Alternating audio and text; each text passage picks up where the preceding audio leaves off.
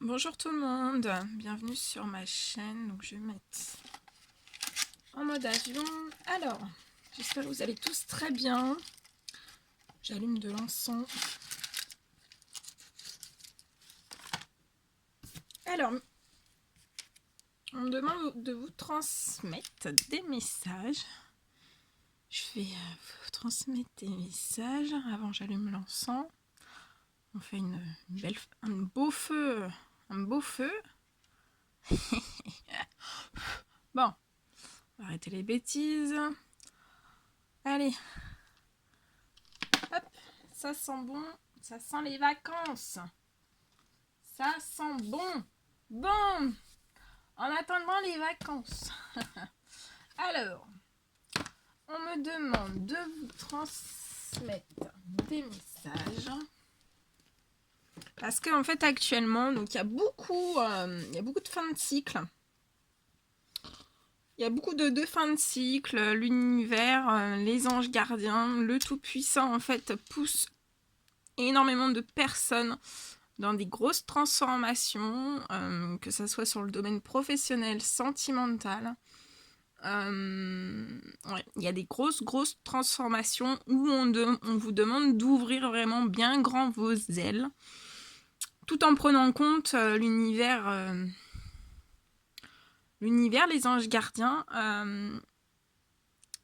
savent que voilà, avant de pouvoir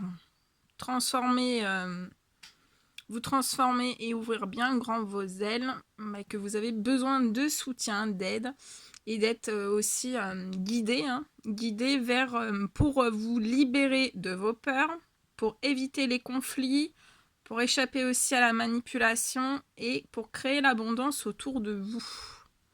Voilà. Donc ça, c'est les transformations, ça peut être dans le sentimental et dans le professionnel. Donc là, je vais vous transmettre des messages pour vous aider à vous ouvrir comme un papillon. Parce que ici, cet oracle, donc il est magnifique, hein, et c'est avec des photos de papillons. Il est vraiment très très joli, je l'adore. Allez, on va voir. On va voir un petit peu, là, qu'est-ce qu'on voit comme peur chez vous. On va regarder tout ça. Les guides de lumière, s'il vous plaît, des petits messages pour aider les personnes. Alors, ça peut être des transformations actuelles. Actuellement, vous êtes en pleine transformation pour ouvrir bien grand vos ailes. Ou alors, ce sera des transformations futures pour ouvrir vos ailes. Donc, bien sûr, c'est du général. Prenez que ce qui résonne au plus profond de vous, hein. Là, par exemple, je vais donner certaines peurs. Peut-être que ce ne sont pas vos peurs, mais vous pouvez en avoir d'autres. Donc, si vous en avez d'autres et que vous voulez vraiment une guidance personnelle, n'hésitez pas à me contacter. Je vois qu'il y a beaucoup de personnes qui recherchent mes coordonnées. Je laisse tous mes coordonnées sous chaque vidéo. Vous pouvez m'écrire par email ou si j'ai ma ligne professionnelle. Donc n'hésitez pas. Allez mes guides, s'il vous plaît, quels sont les petits messages à transmettre? On me dit celui-ci. Ok. Alors là, on me dit qu'il y a... Vous avez deux sortes de peurs. Deux sortes de peurs. On me dit aussi que vous avez du pouvoir. Vous avez un grand pouvoir. Et on peut me parler aussi de conflits autour de vous. Vous avez des conflits. On me dit que vous avez deux pouvoirs. Deux pouvoirs, deux peurs. Vous avez beaucoup de peurs. Il y a deux peurs, des peurs. On va découvrir ce que c'est comme peur. Vous avez des conflits aussi autour de vous. Mais on vous dit que vous avez aussi un énorme pouvoir, hein, qui va vous apporter des bénédictions. Donc on va regarder tout ça. Ok. Allez, on les découvre ensemble. Alors, le premier message, donc, c'est les conflits.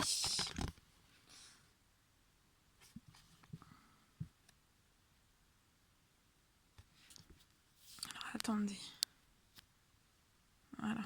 Je sais pas, c'est pas très clair. Voilà. Ne vous enfermez pas dans votre colère.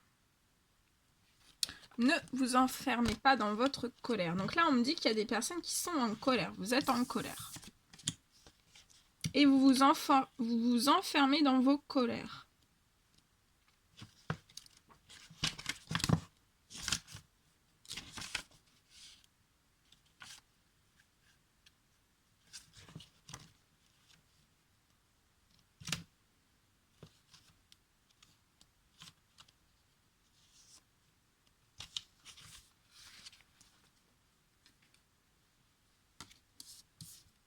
Alors, je vous mets la carte ici.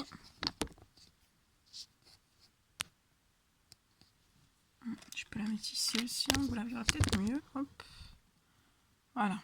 On vous dit de ne pas vous enfermer dans vos colères, dans votre colère. Lors de situations conflictuelles, on dit que vous vous enfermez vous pouvez vous enfermer parfois dans une bulle de colère et de ressentiment envers l'autre ou, pire encore, envers vous-même.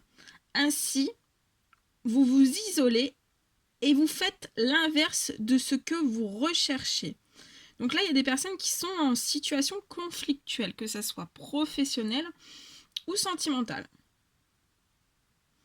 Et en fait, cette situation conflictuelle fait que vous vous enfermez dans une bulle de colère avec des ressentiments envers l'autre ou pire encore, envers vous-même. Et on voit que vous vous isolez en fait.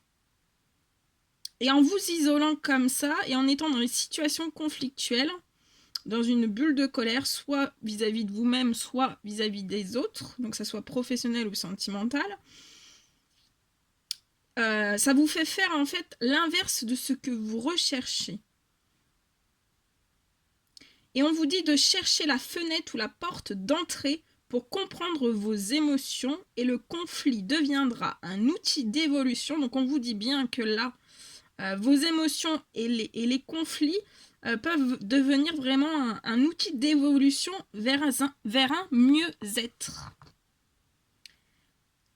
Le dicton le dit bien, la colère est bien mauvaise conseillère. Ajoutons, surtout lorsqu'elle donne lieu à un enfermement sur soi au lieu d'une ouverture à soi et au monde. S'enfermer dans sa bulle parce qu'on est en conflit avec quelqu'un équivaut à s'isoler du reste du monde et constitue un processus destructeur.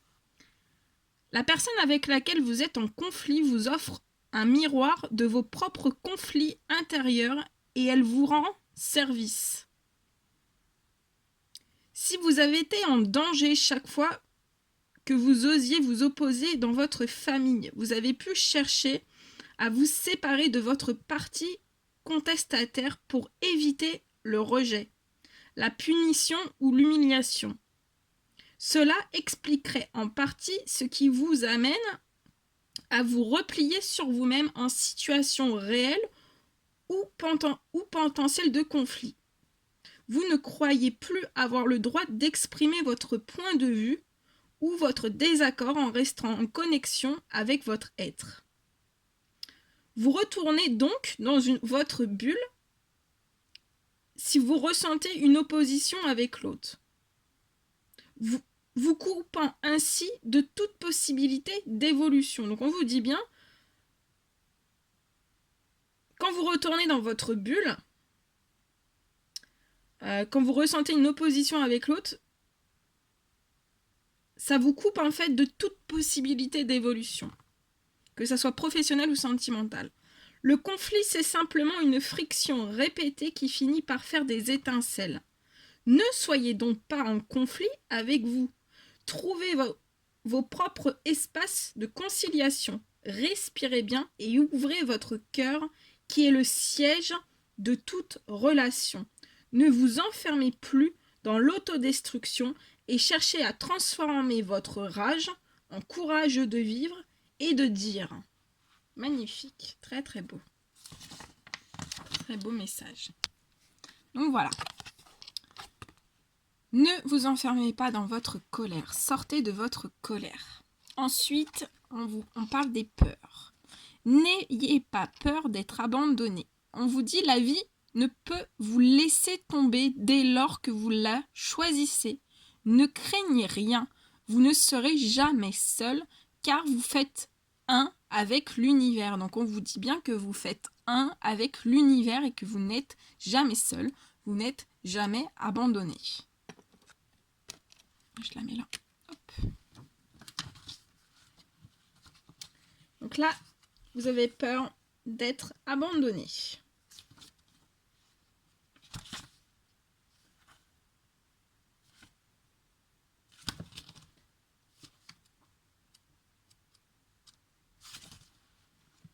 La peur de l'abandon vous amène à quitter sans même prendre conscience de ce que vous quittez. Faites un arrêt et demandez-vous pourquoi vous êtes si pressé de quitter. Préférez-vous quitter avant d'être quitté?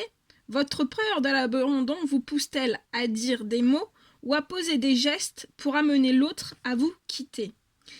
S'il y a des moments où il est nécessaire de fermer une porte pour en ouvrir une autre, il y a aussi des moments où on peut se fermer des portes par peur de souffrir. Donc là, il y a peut-être des personnes où vous fermez des portes par peur de souffrir, au niveau du sentimental.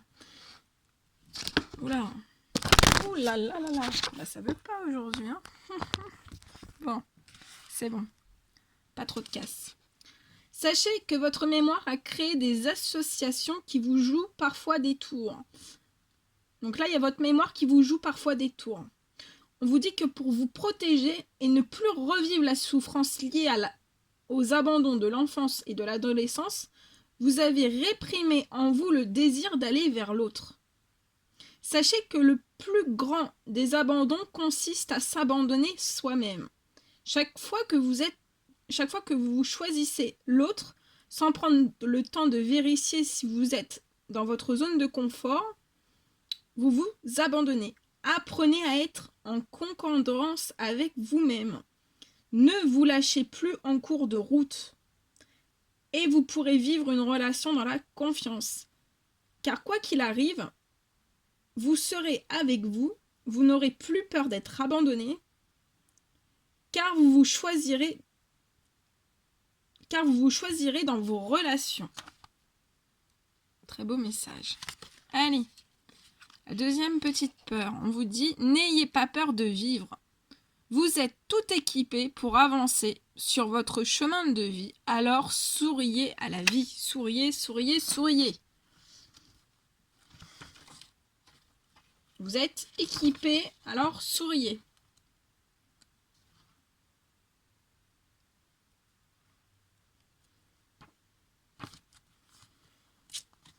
Alors...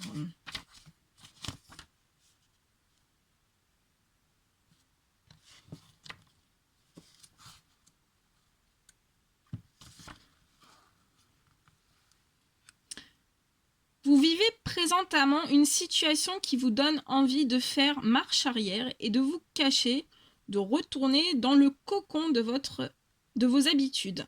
C'est normal. Vos mémoires ancestrales sont réveillées et vous croyez que vous êtes en danger si vous sortez du nid.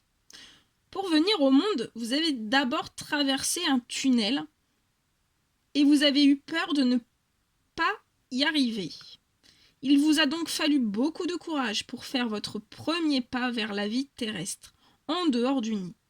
Vous avez réussi à développer les réflexes de survie nécessaires et peu à peu, vous avez apprivoisé et commencé à apprécier votre nouvelle vie.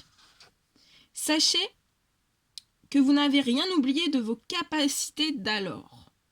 Votre intelligence innée sait quoi faire et comment le faire. Demandez-lui de vous soutenir dans ce nouveau passage, dans cette mutation, et tout ira bien. Il est temps pour vous de sortir de vous montrer. Il est temps de devenir visible. La chenille est prête à devenir papillon. Vous n'avez plus à avoir peur. On vous dit que vous êtes en sécurité. Vos guides veillent sur vous et votre ange gardien est à vos côtés. Faites face à la situation en toute confiance. Prenez-vous par la main et souriez à la vie.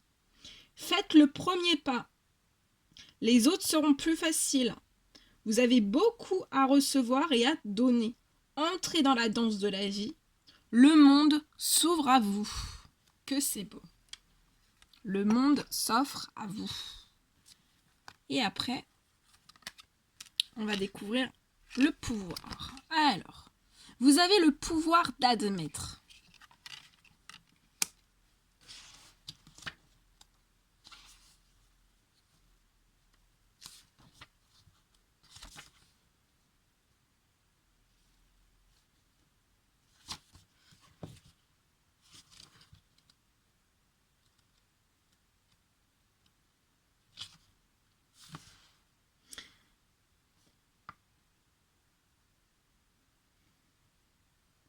Vous savez que vous n'êtes pas sur la bonne voie. Donc là, on vous dit bien, il y a des personnes, vous n'êtes pas sur la bonne voie.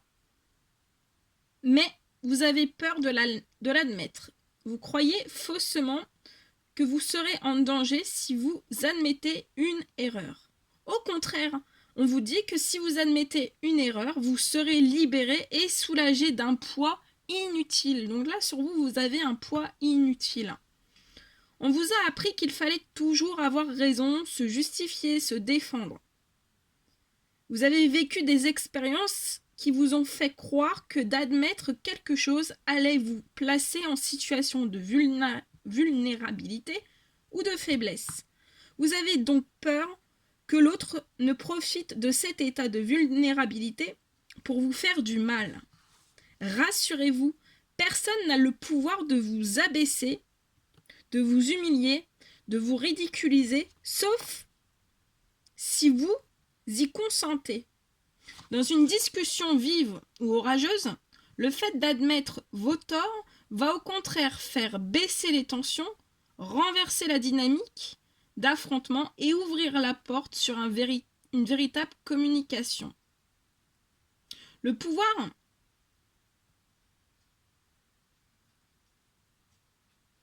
de l'admission, c'est la reconnaissance de son humanité. En admettant, on désarme l'adversaire. On hisse le drapeau blanc et on va à la rencontre de l'autre sans honte,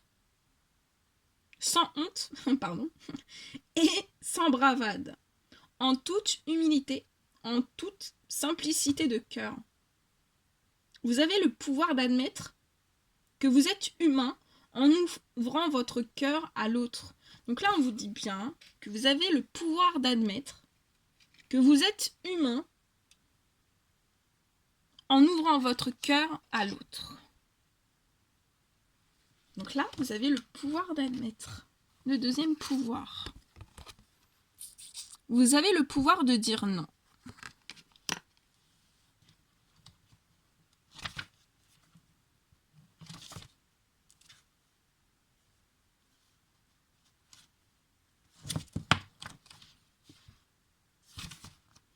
Sachez que vous avez le pouvoir de dire non, même quand cela contrarie votre entourage. Vous êtes maître de votre vie et vous pouvez refuser tout ce qui vous place en discordance avec vos valeurs de base. Vous vivez une situation où vous avez envie de dire non, mais vous ressentez de la culpabilité et de la peur à cette idée. Comment dire non sans être puni ? Comment dire non sans être rejeté ? Vous avez sûrement en mémoire des situations où vous avez eu à subir les contre-coups de vos refus. Et vous en avez peut-être conclu qu'il fallait dire oui pour acheter la paix, pour être en concordance avec les autres.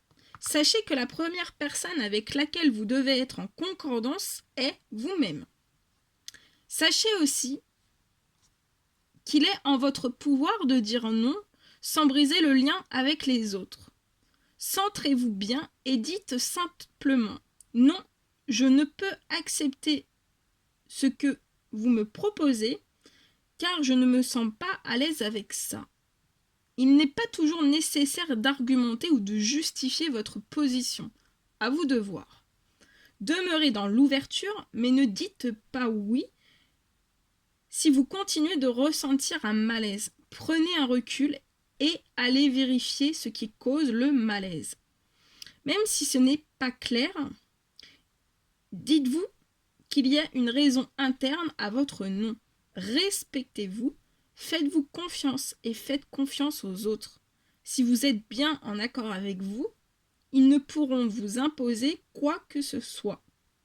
Votre non dans cette situation est une affirmation et non une négation.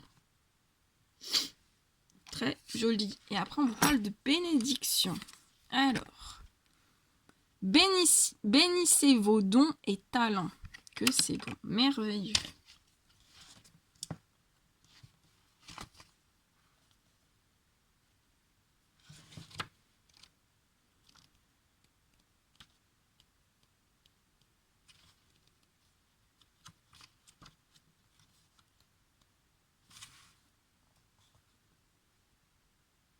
Alors, on vous dit, vous n'arrivez pas toujours à mettre en lumière vos dons et talents.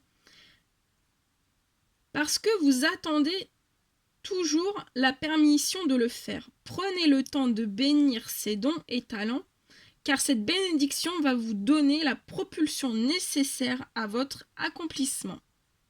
Vous hésitez à reconnaître pleinement vos dons et talents.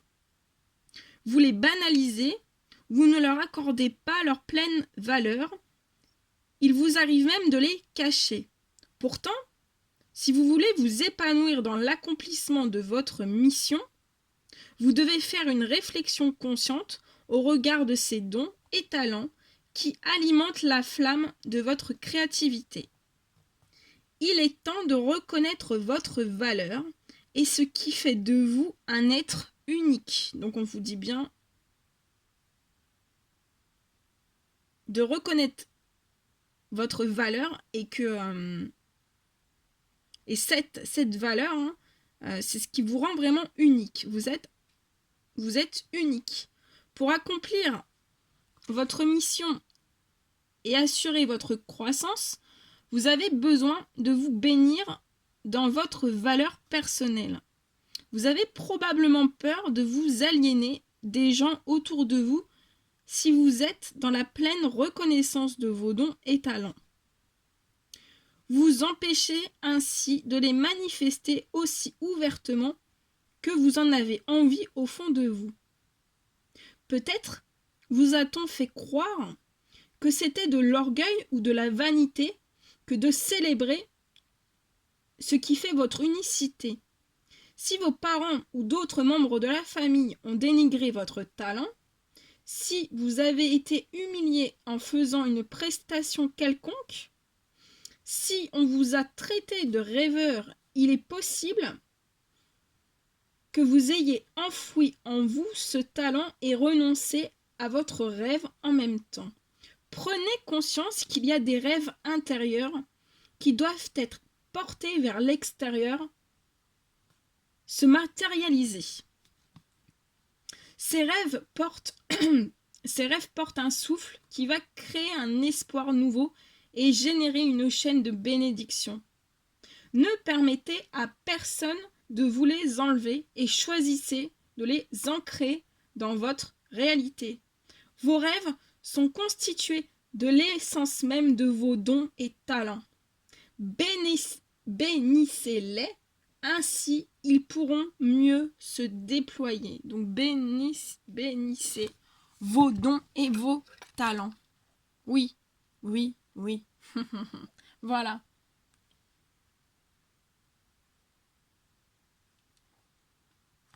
On se quitte avec ce dernier message. Voilà, bah écoutez, j'étais très contente de vous passer tous ces messages. N'hésitez pas à mettre des petits likes, des petits commentaires. Et puis si vous n'êtes toujours pas abonné, que vous désirez le faire, n'hésitez pas. Je vous envoie plein d'amour, plein d'énergie positive. Et je vous fais de gros bisous et je vous dis à très bientôt. Prenez soin de vous.